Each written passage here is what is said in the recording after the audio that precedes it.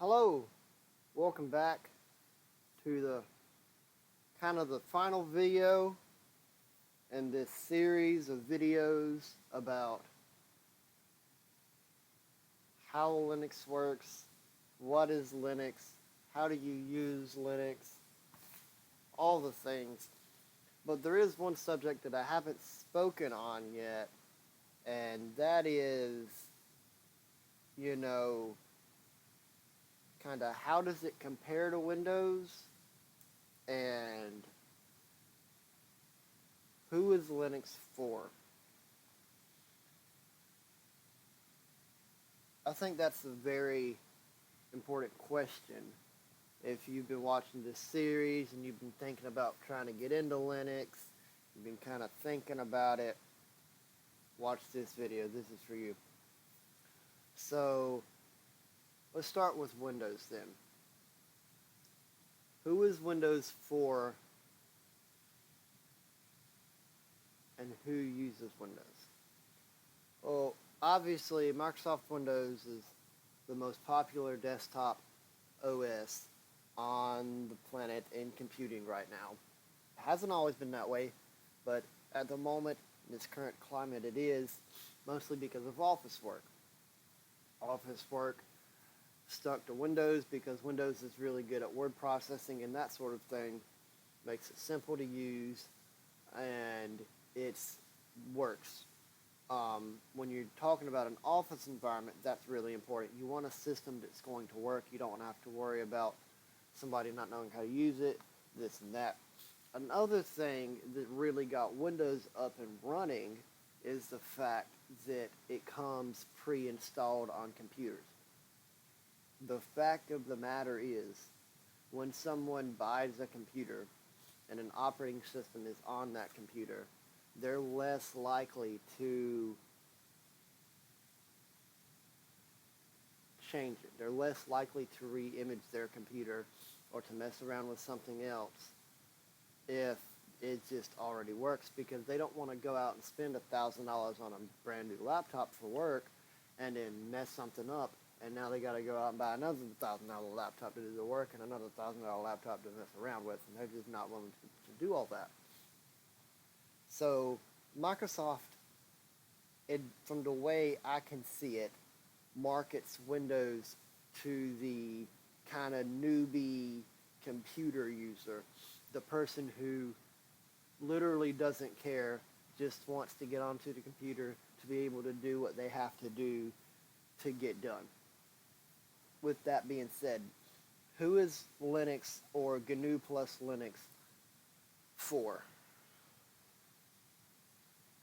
Linux itself, the kernel, was written for Linus Torvalds by Linus Torvalds. Obviously, we've been over that in the history video, which was last video, and that's kind of why I wanted to do that one first, was because of the fact that,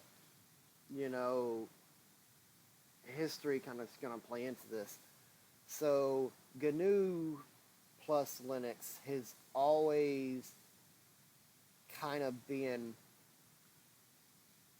for the more advanced user. I'm not saying that you have to be an IT professional and you have to been using computers for the past 40 years to be able to use Linux. That's not what I'm saying. But it is going to be a lot easier for somebody who is well versed in programming and well versed in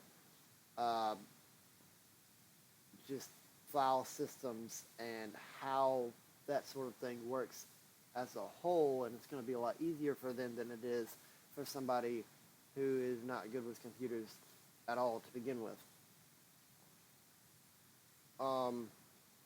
That being said, that doesn't mean that if you don't know what you're doing on a computer, you can't use Linux. I wouldn't say that. Especially now more than ever, Linux is becoming easier and easier and easier, and some distributions are reaching Mac OS level easy, in my opinion, and it's getting a lot better for new computer users.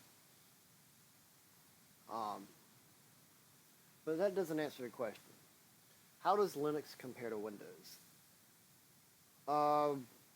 The easy answer to that is it kind of doesn't. You're trying to compare apples to oranges by making that comparison. Um, but I can't say who it is for. Linux is for the person who wants to push themselves. Linux is for the person who wants to know a little bit more about computers. Linux is for the person who enjoys tinkering with things. When they get home from work and they've always enjoyed taking things apart and figuring out how something works, Linux is for that individual. That being said, like I've already said a couple of times, um, Linux is a very capable operating system in today's world. Like I said earlier, especially now more than ever. If you were an IT professional and you worked for the college and one of the professors came up to you and said, hey, I need a computer that has Microsoft Word on it and that I can use Google Chrome on, and I need it to be able to grade papers. You could give them a computer with Linux on it, with Microsoft Office installed onto the desktop via Wine, and with Google Chrome installed on it, and they would never know the difference.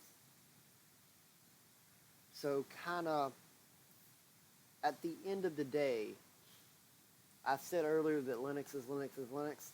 At the end of the day, a computer is a computer is a computer. I personally have used all three. I have used Mac OS, I've used Windows, and I have used Linux. I've used all three extensively. Back in grade school, my county let us rent MacBooks, so I used nothing but Mac OS for the first 8 years of my computer life. Obviously, when I graduated, I got more into Windows 10 because I had to, and now I'm using Linux. So I'm well versed in all three operating systems, and I can say, probably better than anyone, that at the end of the day, it's all on what you get used to, and it's just about being comfortable with your operating system. So to answer the question, the two questions that I proposed in this video were, how does it compare to Windows? On a one-to-one basis, it doesn't. But on the very same hand, it kind of does, to be honest. Just because a computer is a computer is a computer. And once you get used to it, it doesn't bother you much. And then, who is Linux for? Linux is for anyone and everyone who wants to use it.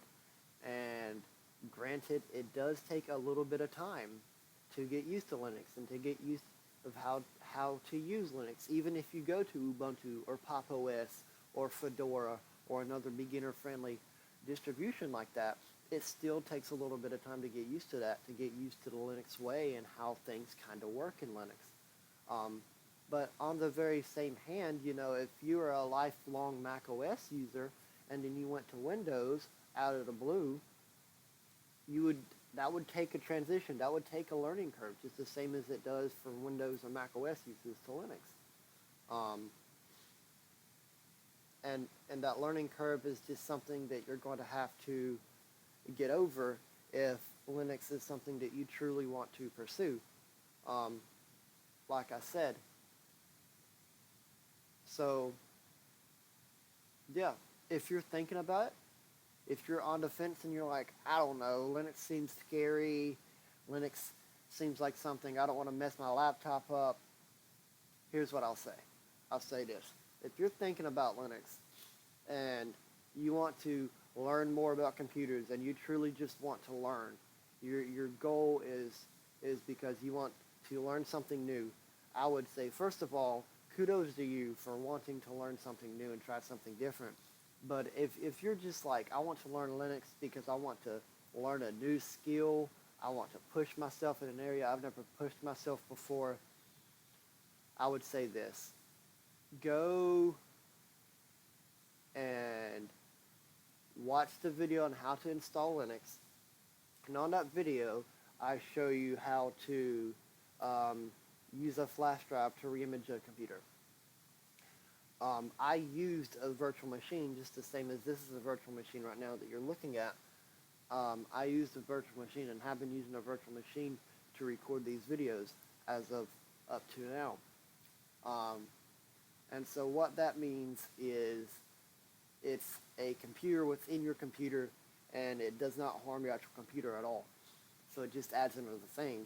And if you want to try out Linux without screwing up your laptop, this is your work laptop, your company doesn't bring your own device thing, and you just can't mess it up, but it is your computer, so you can do whatever you want with it, but you don't need to be messing it up. Try out Linux on a virtual machine. See if you can figure out how to get drivers installed. Maybe try a different install if you've been using Ubuntu for a long time and you're like, okay, I'm ready to switch from Ubuntu. I'm ready to push myself into the Linux world even further. Manjaro, Arch Linux. I've dabbled around with the Arch Linux install a couple of times, and it's difficult. I'm not gonna lie, it's difficult, but it's definitely something that can push you, and I think that's the whole point behind Linux to most people, to be honest. So Linux is there to push you. Linux is there as an alternative to Microsoft and their questionable privacy concerns, and Apple and their Apple tax land over there with their walled garden and everything. But that's what Linux is about. Having an open source freedom to do what you want. That's free as in free speech, not free potato chips. But